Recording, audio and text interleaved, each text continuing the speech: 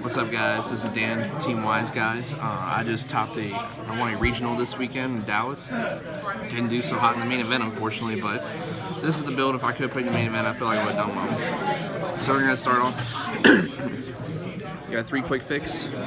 I mean, no explanation needed. Best card in the deck. 3 drone. Helps to get top card of the deck. Also can enable some really nutty OTKs.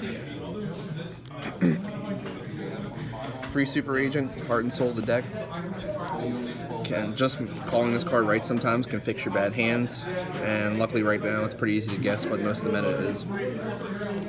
So the 1-ups, you have Master Plan, the 1 card +4, Sleeper, the boss monster of the deck, and Last Resort. So some people play 2 of this. I chose to play 1. It's not that great going second, but I think it's definitely necessary as a spiral gear in your deck. And 3 Gofu. This card is amazing. So this card, if you're going second, can be a free non-targeting removal. Not to mention it combos with Resort, and it gives you a bigger board. Now in the hand traps, I play 3 Droll and Lockbird. This card is really good. It does do very well with Spiral. There is ways you can play around it. I feel like in the future of the format, this card might only be sided if played at all, but for this event, it was very good. 2 Ghost Ogre. It's really good against set rotation. With the set rotation lock, you Ghost Ogre their field spell, and then they're also locked out of their field spells as well. And it's also really good to just clear Helix, so that way you can possibly go for game next turn. 2 Ash Blossom. So in retrospect, I probably would play 3 of this anyway, but at the time I just want to play 40 cards and remain consistent. But some other builds I have after this, I definitely play 3 of this card. And of course Max C. Max C. No, that's at 1 for a reason. No explanation needed. Moving on to spell cards. Got a good old Machine Dude. It's a 3 of. Enables your best combo of the deck. For the field spells, I literally only play 3 Terraforming and 3 Resort. I don't think it's necessary to play set rotation. It just makes you play a Garnet in your deck, and it's not good. Especially now with the Khan brothers just won YCS Dallas not playing set rotation, so I don't think it'll see play that much anymore. It probably still will, as most of the topping decks did, but I didn't want to play it, and I found that this was plenty for me. I play 1 Big Red. I'm actually going to up this to 2 because after turn 1 of you most of the time you have to use this turn 1 to do plays. Even though it's a hard once per turn, it's nice to have it after turn 1 for the grind game, because I think the mirror is going to get really grindy once people learn how to play it. 3 Double Summon. This card doesn't have as many combos with Quick Fix and Machine do. It does combo with Quick Fix and a field spell, but it's sometimes nice to have this if you just open like 2 random spiral monsters, so it's definitely nice to have. Foolish Burial. This card can help enable really good combos and help unbrick your hand. 1 for 1.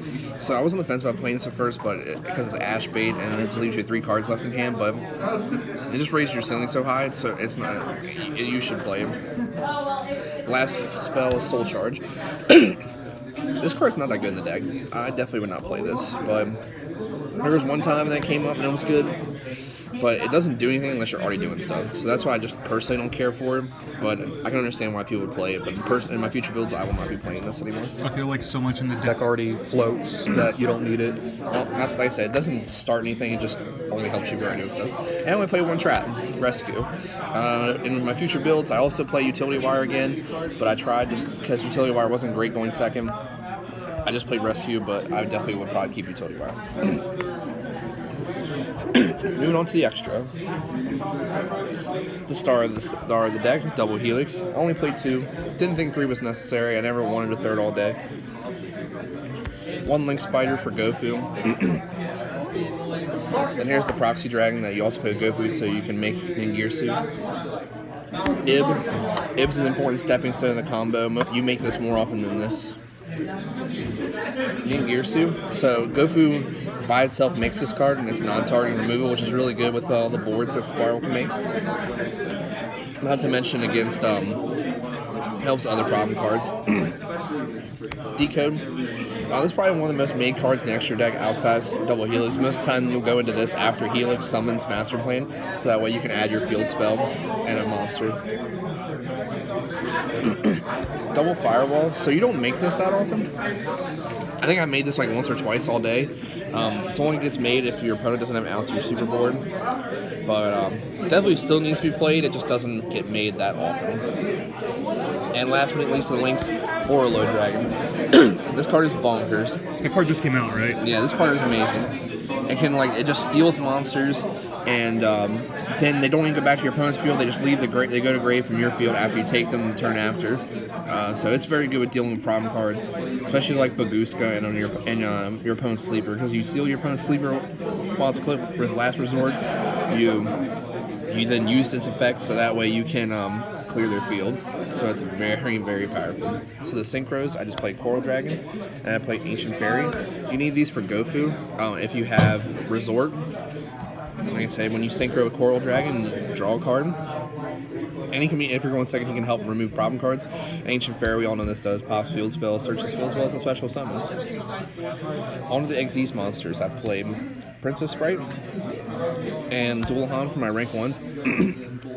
I didn't play the DD Crow or the DD Crow engine because it's greedy.